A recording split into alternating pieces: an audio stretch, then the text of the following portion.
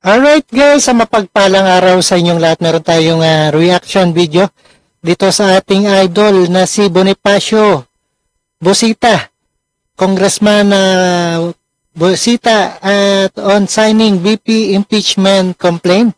Hindi nakinabang ang taong bayan. Hindi makikinabang ang taong bayan kung pumirma ka, no? Wala rin yan. Ayan, sabi ni Idol Represent Busita. Alright, harapan 2025 Alvin and Chico sits down with one rider party list represent Bonifacio Busita.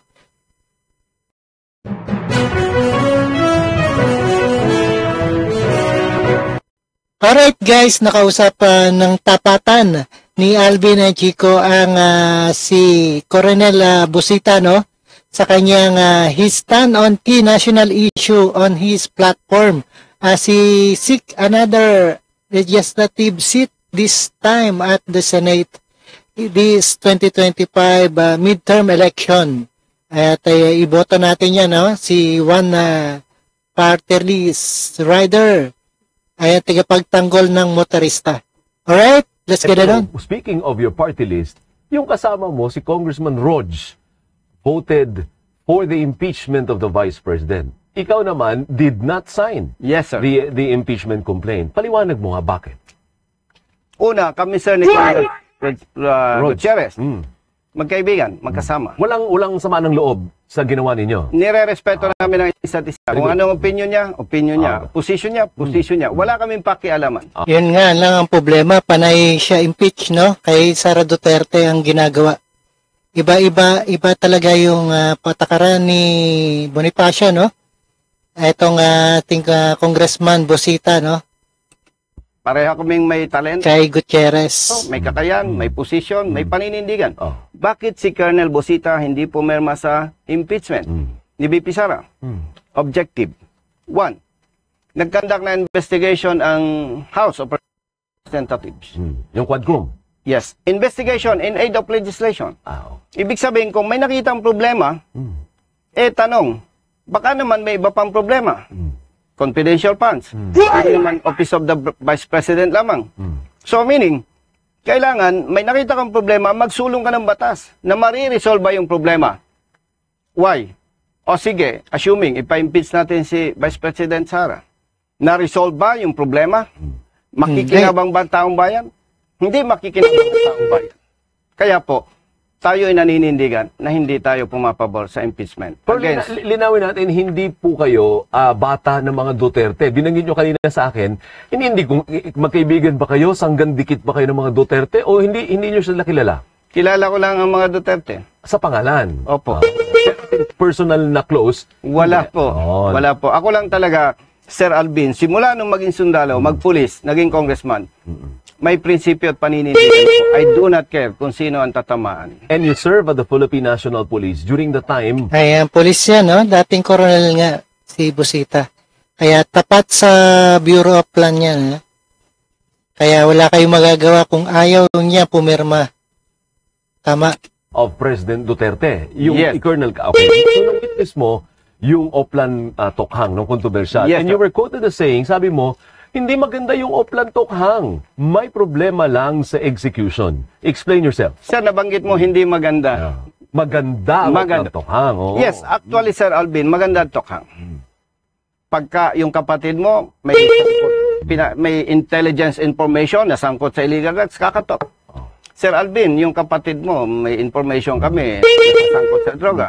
Baka pwede, i-surrender nyo sa amin, merong programa ang PNP. Ganon kaganda. Ang problema, hindi ganun ang hindi na-implement ng tama. Sino may kasalanan noon? PNP. Anong problema sa PNP nung panahon na yon?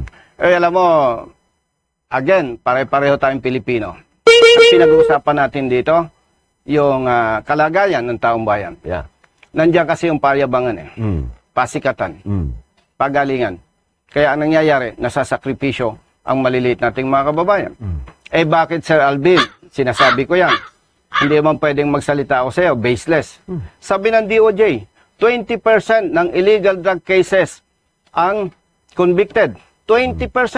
80% dismissed. Yun yung malinaw na patunay na may mali sa... 20%, no? na mali talaga.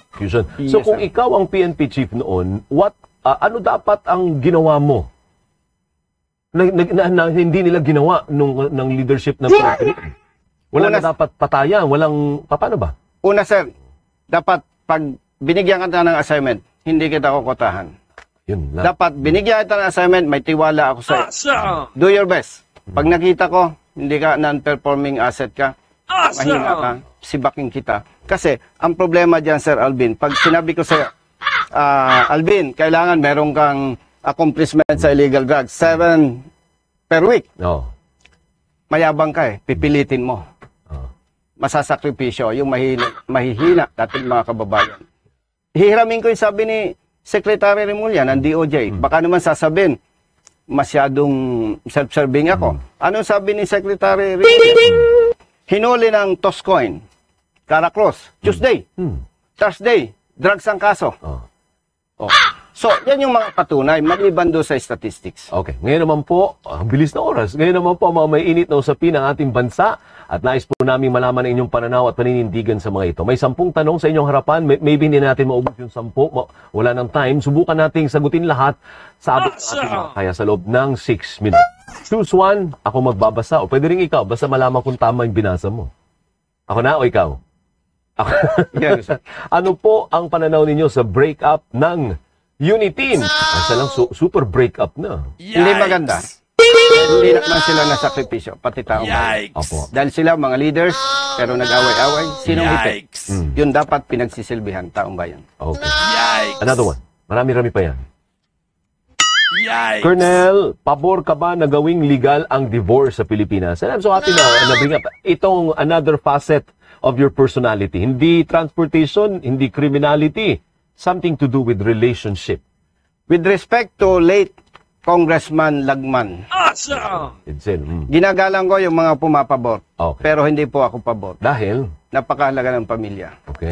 Oo, tama yan, no? Mahalaga ang pamilya, no? Kaya hindi talaga tayo pabor doon. Pag naisabatas ang divorce, parang pinopromote natin yung hiwalayan. Imagine, kung yung anak mo, magpapakasal pa lang, anak, parang hindi okay yan. Relax ka lang, daddy. May divorce naman eh. So parang hindi maganda. Dapat paigtingin, palakasin ang pamilya. Dahil pagka nasira ang isang pamilya, masisira ang buhay at kinabukasan ng anak. Ang dulo niyan, tataas ang criminality sa ating bansa. Napakahalaga po na buo ang pamilya. One more please. Sabi dito, sa inyong pananaw, may tuturing bang pork barrel o hindi ang AKAP ayuda para sa Kapos ang Kita Program Fund? Actually, kasali yan sa tanong ko, naubusan lang tayo ng oras. But at least dito may time ka. Sir, kung titingnan mo yung ibig sabihin ng pork barrel, yes. Hindi dapat yan. Kasi nagagamit yan ng mga nanunungkulan para sa pamumulitika. Wala man lang bang umalma sa inyo dun sa kamera? Sabi no, Mr. Speaker, pork barrel po yan. Iba lang yung pangalan. Wala bang nasalita doon na matapang na tumayo? Walang tumayo. Walang tumayo. Kasi, anyway, no comment.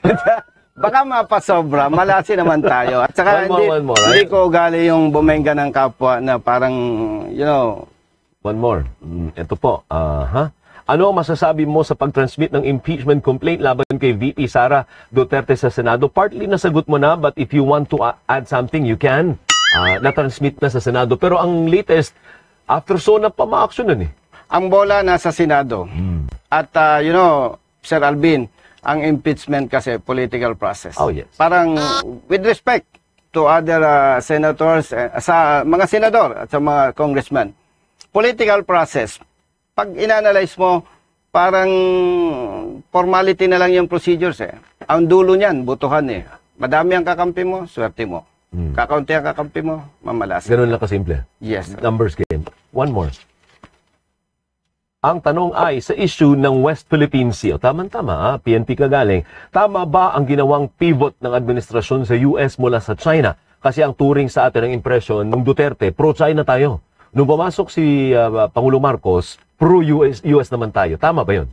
Actually, yung nire-respeto ko naman, ano po, yung mga nasa posisyon para proteksyonan yung ating soberenya sa West Philippine Sea. Ano po. But for me, parang gagaling po sa diplomatic approach. Parang away magkapitbahay yan eh. Ano po, kung ano yung sinasabing sa iyo, proteksyonan mo lamang. Pero huwag kang magpakita ng para bang tatas ang tension. Ano po? At huwag nating payagan na may nakikialam. Kumbaga, mag-away tayo, magkapit-bahay tayo. Huwag nating hayaang may nakikialam. So, ibig sabihin, mali yung pagpivot natin sa US. Hindi natin kapit-bahay yung US and layo niyan sa atin. Mali. Dapat po talaga, huwag nating iasa sa iba ang ating problema. Okay. Okay, tama yun, no? Huwag iasa, no? Away, kapitbahay lang yan, no? At kailangan diplomasya. Wala tayong kalaban-laban dyan sa China. Pag nagkaroon ng gera, no? One piece. Kaya pa dalawa siguro. Sang-ayon ka ba na kailangang humarap ni dating Pangulong Rodrigo Duterte? Oo, kailangan humarap. Tanong pa ba yan? Diba? Sa International Criminal Court, kaugnay sa Tokhang. No, Sir Alvin. Why? Pag ako, hingi ako ng konting extension. Ang sabi ng Pangulo, pag lumaban, patayin. Tama naman. Now, inutos ba ng Pangulo na kahit hindi lumaban, patayin? Bigyan po kayo ng simple example. Kian de los Santos sa Caloocan. Pero willing naman humarap tong si Duterte, no? Sa ICC, kung nanaisin.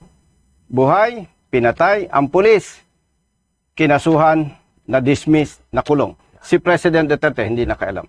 Jimboy, nang nabutas. Pinatay ng mga pulis, kinasuhan, na-dismiss. Ayan, sabi ni Busita, ang may kasalanan ang PNP talaga, no? At walang direksyon na kanilang ginawa. Nakulong ang mga pulis. Ibig sabihin, ako bilang pulis, katulad ng nabanggit ko po, hindi ako malapit sa Duterte. Walang ganong utos. So, anong dapat? Hindi dapat natin i-invite ang ICC. Kumbaga, yung problema natin, kaya pa eh. Dapat, panagutin ang pulis kung nagkasala sila. I think one more, kayang isa. Huwag tayong umasa sa iba. Okay. Insulto kasi sa atin kung tayo ay tatawag pa ng iba. Paano mapahusay ang kalidad ng edukasyon sa Pilipinas? Another facet of your personality na kailangan malaman ng tao, education. Sir, number one problema, kulang sa buildings, sa eskwelahan. Paano? Yung aking pamangkin nga, bata pa lang, alas 4 ng madaling araw gumigising, alas 5 alis na ng bahay para pumasok sa eskwela. Kasi nagsishare ng room. So nasasakripisyo yung mga bata. At saka kalidad ng edukasyon. Yes, yung kalidad ng edukasyon. Paano ka, Sir Alvin? Kung bata ka, puyat ka, nag-aral ka, gigising ka ng maaga na dapat sana tulog ka pa. Nasasacrifice ang education. And aside from that, mapera tayo. Lumolobo ang ating pera. Pero hindi nagagamit sa tamang pamamaraan. That is corruption. Yan yung dapat nating tingnan. We will give you a chance now to give your final statement, Colonel. Bakit po kayo karapat-dapat na mahalal bilang senador? Sir Alvin, mula nung ako'y sundalo, naging pulis, naging congressman, ako po may prinsipyo, paninindigan at pagmamahal sa bayan. At nananatili po na yun ang gagawin ko at titiyakin ko po na sa bawat issue, higit kong papahalagaan ang taong bayan, hindi ang aking kasama o ang sinuman. Isang halimbawa na po nito, itong impeachment issue. Yun lang. Hindi mo ubusin. May 50 seconds ka pa. May 50 seconds pa. Sa ating mga kababayan. Sa ating mga kababayan na sumusuporta at nagtitiwala po sa akin, ihatid po ninyo ako sa Senado. At kung kayo naman ay nabudol-budol ko, simple lang. Paano nabudol-budol? Parang man-negative yung salitang yun. Hindi, ibig sabihin, marami ng kumakandidato, nanloloko, nambobola. Okay. Kung naloko ko kayo, pababain ninyo ako sa Senado. Ayan, kung budol-budol, ha? Hindi ko ipagpipilitin ang aking sarili. Tatandaan po ninyo, hanggang huling buhay ng paninilbihan ko sa taong bayan, paninindigan ko ang aking prinsipyo, paninindigan at pagmamahal po sa inyo. Walang kasinungalingan, walang pambobola. Totoo lamang po. Subok ko ng aking sarili. Maraming salamat. And good luck to you, Colonel Busita. At yan po ang harapan 2025. Alright, at napakinggan natin ating idol Coronel Congressman Busita. At ito sa tapatan ni Alvin and Chico, sit down and one rider party list. At iharap na natin ito sa Senado, no? Sa talamak na rin na mga kamote rider, no? Na 4 wheels at motor, lahat na ng vehicle na kamote, no? Iharap na sa Senado. Alright, maraming salamat sa panonood, pakikinig kay Rob Trip, and see us again sa ating the next one. And peace out sa inyong lahat.